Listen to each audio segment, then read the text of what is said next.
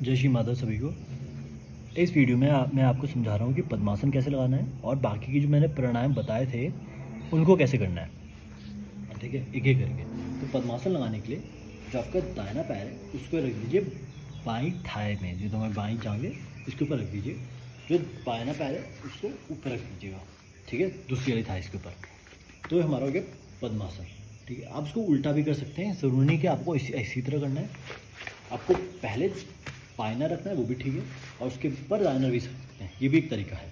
ठीक है, इसके बाद अगर आप कभी भी पूजा पाठ या प्राणायाम कर रहे हैं, कहा जाता है कि सबसे ज़्यादा असरदार पद्मासन में ही लगाया जाए तो अच्छा होता है। पर आपके ऊपर, अगर आप पद्मासन नहीं लगा सकते तो अर्ध पद्मासन लगाइए, जैसे कि सिर्फ दाहिना पैर ऊपर रखिए। ठीक है, ये हो गया। थोड़ी देर बाद आप इसको स्विच कर दीजिएगा इस तरह से।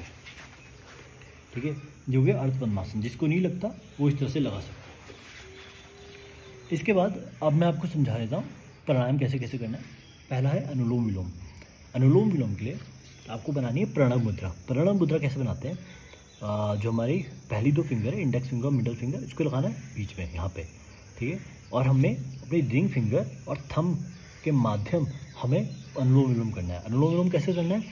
अब जैसे कि मैं फ्रंट कैमरा से रिकॉर्ड कर रहा हूँ, तो मैं दाहिने नाक को प्रेस कर रहा हूँ, आपको बायाना दिखेगा, समझ जाइएगा मैं दाहिना कर रहा हूँ। ठीक है, तो सबसे पहले हम दाहिने नाक को बंद करेंगे, दाहिने नॉस्ट्रिल को इनहेल करेंगे, बाएं नॉस्ट्रिल से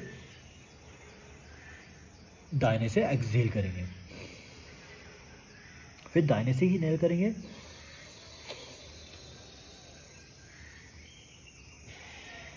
बाएं से एक्सहेल करेंगे। ये हो गया एक राउंड। कोशिश करिएगा कि 5 मिनट तो कर सके, और जब आप सब मतलब एंड में कर रहे हो तो बाएं से एक्सहेल करके ही ख़त्म करना है, तभी राउंड पूरा कंप्लीट माना जाएगा। दूसरा मैं बताता हूँ आपको भस्त्रिका। भस्त्रिका कैसे करना है? आपको एक्टिवली इनहेल करना है, एक्टिवली एक्सहेल करना है, और हाथ ऊपर नीचे करके, जैसे कि थोड़ा दूर से देखता हूँ ना। सबसे पहले प्राणायाम में हमेशा आंखें बंद ही रहेंगी, ठीक है, इतना ध्यान रखिएगा।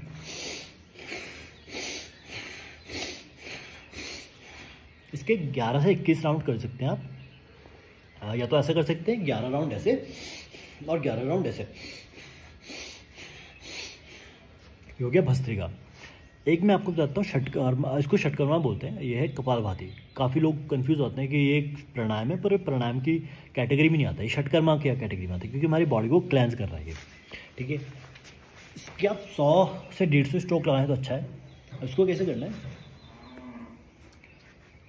या तो ज्ञान मुद्रा में या ध्यान मुद्रा में हाथ रखिए, जैसे कि, और इनहेल कर लीजिए, पार्शियल एक्सहेल करिए, और पैसिवली इनहेल करना है, एक्टिवली एक्सहेल करना है। मतलब जैसे कि पहले हम क्या कर रहे थे भस्त्रिका में, हम तेज़ नाक से तेज़ सांस ले लेते, तेज़ छोड़ लेते। इसमें हम सांस अपने आप लेंगे, मतलब अपने आप हो जाएगा पैसिवली, और जहाँ एक्सहेल करेंगे वो एक्टिवली होगा, इस तरह से। ठीक है, ध्यान रहे, अगर आपको हाई बीपी है तो आप भस्त्रिका और कपालभाति दोनों ही नहीं करेंगे। अगर आपको हाई बीपी है तो आपके लिए एक प्राणायाम बताता हूँ, उसे बोलते हैं चंद्रभेदी प्राणायाम। ठीक है, चंद्रभेदी प्राणायाम में आपको बाएं नाक से श्वास भरनी है, दाहिने पे छोड़नी है, फिर दोबारा बाएं से भरनी है, दाहिने पे छोड़नी है, जैसे कि एक राउंड कंप्लीट, या आप मल्टीपल टाइम्स कर सकते हैं। ये हमारी चंद्र नाड़ी है। बाएं नाक हमारे चंद्र नाड़ी को रिप्रेजेंट करता है, इसलिए इसे ठंडी श्वास आती है। ठीक है, तो हम इसे लेंगे, छोड़ेंगे दाहिने पे, अगर आपको हाई बीपी है तो। अगर आपको लो बीपी है तो आप दाहिने से लेंगे, बाएं पे छोड़ेंगे, फिर दाहिने से लेंगे, बाएं पे छोड़ेंगे। ये हो गए और कुछ प्राणायाम। अब मैं आपको बताता हूँ एक प्राणायाम है शीतकारी। अगर गर्मियाँ है, जैसे कि आज गर्मियाँ बहुत जगह चल रही है आजकल, गर्मियों में बहुत ज़्यादा इफेक्टिव है। मैं क्षमा चाहता हूँ, मेरे फ़ोन की स्टोरेज ख़त्म हो गई थी, तो मैं इसको दोबारा रिकॉर्ड कर रहा हूँ उधर से। हम शीतकारी प्राणायाम में थे। शीतकारी कैसे करना है? दांतों के मध्य श्वास भरनी है, कंठ नीचे करके होल्ड करना है, जलंधर बंद बोलते से 6-7 सेकेंड होल्ड करिए, फिर नाक से छोड़ दीजिए।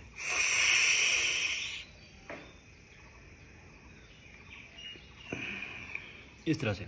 फॉर सपोज कि किसी के दांतों में छेद है काफ़ी सारे, या फिर दांत ही नहीं है, वो कैसे करेंगे, उसके लिए शीतली प्राणायाम बनाया हुआ है, शीतली।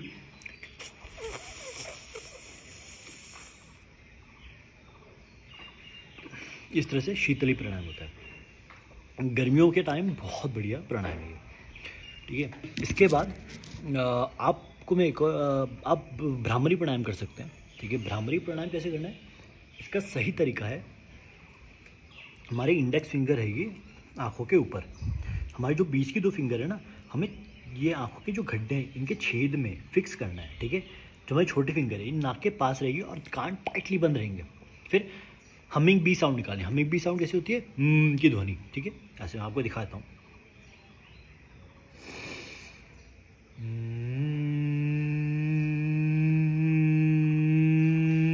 इस तरह से पूरा करना है और इसको कुछ राउंड कर सकते हैं आप, 5-6 राउंड कर सकते हैं, ठीक है। इसके बाद मैं आपको एक और प्राणायाम बताता हूँ जिसको बोलते हैं उज्जयी प्राणायाम। अगर आपको थायराइड है या थायराइड ग्लैंड से रिलेटेड कोई भी बीमारी है, बहुत ही बढ़िया प्राणायाम है, ठीक है। इसको कैसे करना है, हमें गले के मध्य श्वास भरनी है। कैसे, श्वास भरो, तुरंत में लगाओ, 6-7 सेकंड होल्ड करो, उसके बाद गले से ही छोड़ो।